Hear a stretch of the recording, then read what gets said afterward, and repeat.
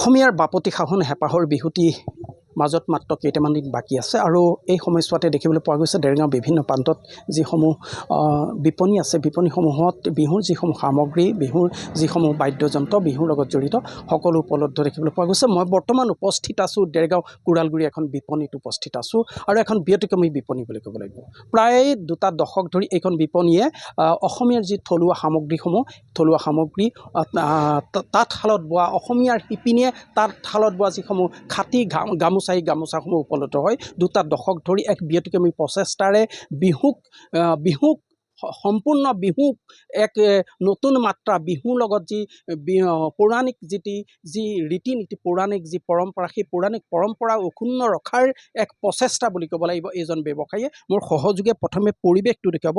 এইখন এক ব্যতিক্ৰমী ব্যৱসায় প্ৰতিষ্ঠান বুলি ক'ব লাগিব। যিহেতু এটা কথা ক'ব লাগিব অসমীয়াৰ যি বাপতি সাহোন এই ৰঙালী বিহুটি এই বিহুটিৰ যি আদৰৰ গামোচাখন এই আদৰৰ গামোচাখন অসমীয়া যি তাঁতশালত বোৱা অসমীয়া শিপিনীৰ তাঁতশালত বোৱা গামোচাসমূহ ইয়াত বিশেষকৈ উপলব্ধ হয় আৰু বিহুৰ লগত জড়িত বিভিন্ন যিসমূহ সা সামগ্ৰী বিভিন্ন জড়িত বাদ্যযন্ত্ৰসমূহ ইয়াত উপলব্ধ হয়। এক ব্যতিক্ৰমী এক প্ৰতিষ্ঠান বুলি ক'ব লাগিব। ঢোল পেঁপা গগনা অন্যান্য যিসমূহ সামগ্ৰী এই সামগ্ৰীসমূহ উপলব্ধ হয়। প্ৰায় দুটা দশক ধৰি এই ব্যৱসায়ীজনে ইয়াত ব্যৱসায় কৰি আহিছে আৰু থলুৱা এজন ব্যৱসায়ী এক নতুন চিন্তাধাৰা নতুন চিন্তাৰে তেওঁ এই ব্যৱসায় প্ৰতিষ্ঠান চলাই আহিছে। বিহুক অগ্ৰাধিকাৰ দি বিহুক অসমীয়া সংস্কৃতিক অসমীয়া কৃষ্টিক অগ্ৰাধিকাৰ দিয়া এজন ব্যৱসায়ী বুলি ক'ব লাগিব।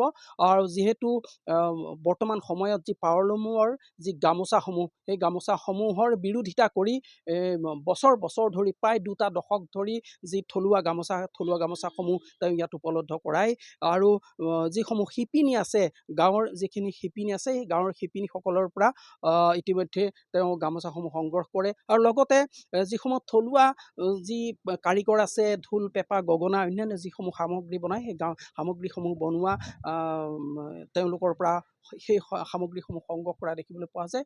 এক ব্যতিক্ৰমী প্ৰতিষ্ঠান বুলি ক'ব লাগিব ব্যৱসায়িক প্ৰতিষ্ঠান। বিহুক ভাল পোৱা অসমীয়া জাতিক ভাল পোৱা এজন ব্যৱসায়ী বুলি ক'ব লাগিব। আমি পোনে তেখেতৰ পৰা জানিবলৈ চেষ্টা কৰিম। তেখেতক আমি যিহেতু স্বাগতম জনাইছোঁ। বিহুলৈ মাজত মাত্ৰ কেইটামান দিন বাকী আছে।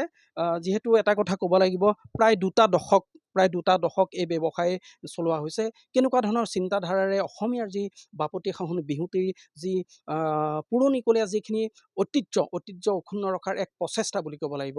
এক নতুন মাত্ৰা দিয়া আৰু নতুন প্ৰচেষ্টাৰে ঐতিহ্যসমূহক অক্ষুণ্ণ ৰখাৰ প্ৰচেষ্টা কেনেকুৱা ধৰণৰ চিন্তা চৰ্চা? নমস্কাৰ। প্ৰথমে আপোনালোকৰ চেনেল ধন্যবাদ জনাই পেলাই সমূহ অসমবাসী ৰাইজক মায়াজৰ তৰফৰ পৰা আগতীয়াকৈ নৱবৰ্ষৰ শুভেচ্ছা জনালোঁ। ইয়াত এই প্ৰতিষ্ঠানত বিহুৰ লগত জড়িত সকলো সামগ্ৰী উপলব্ধ হ'ব। সকলো আহিব। ইয়াত এই পাৱাৰলুমৰ গামোচাটো ৰখা নহয়। ইয়াত শিপিনীয়ে বোৱা তাঁতৰ শালৰ পৰা গামোচা কালেকশ্যন কৰি আনি পেলাই বেচা হয়। লগতে এইবোৰ আপোনাৰ গগনা স্কেলৰ গগনা পোৱা যায় যিবোৰ আমাৰ কম্পিটিশ্যনৰ কাৰণে দৰকাৰ হয় নাচনীৰ। বাকী জেনেৰেল গগনা বা এইবোৰ বাঁহী পেঁপা মুৰলী ঢোল সমগ্ৰ বিহুৰ সামগ্ৰী ইয়াত পোৱা যাব। কিমান বছৰ ইয়াত ব্যৱসায়?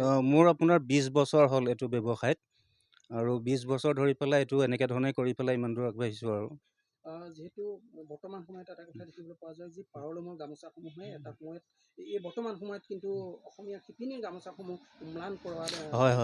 এটা সময় এনেকুৱা আছিলে মই 20 বছৰ অভিজ্ঞতাৰ পৰা যিটো পাইছোঁ। আগতেতো আমাৰ গাঁৱে তাঁতশাল আছিলে কিন্তু এতিয়া এনেকুৱা হৈছে তাঁতশালবোৰ নাইকিয়া হৈ গ'ল। কাৰণটো হৈছে কি বাহিৰৰ পৰা গামোচা আহিব আপোনাৰ 30 টকা 40 টকা দুফালে মস্ত ফুল থকা গামোচা বজাৰত উলিয়াই দিছে।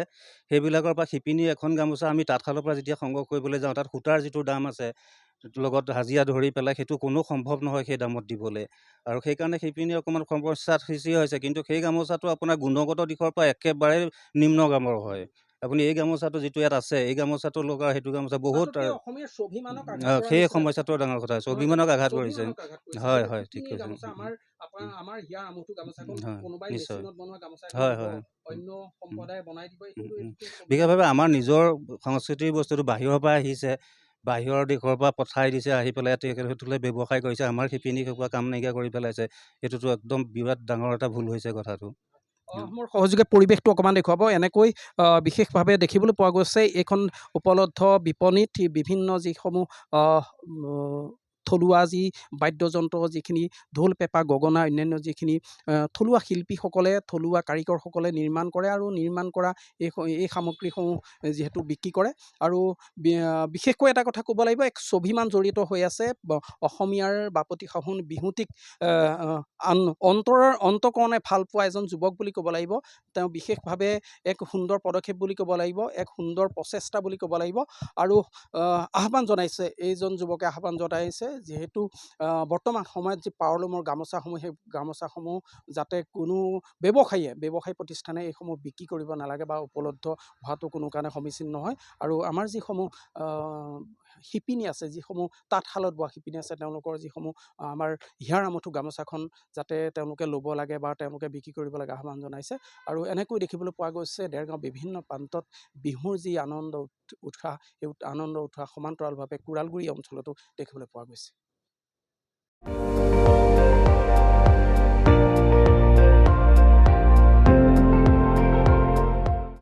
আপুনি চাই আছে ND24 সৰ্বশ্ৰেষ্ঠ নহয় সৰ্বোত্তমৰ দৌৰত।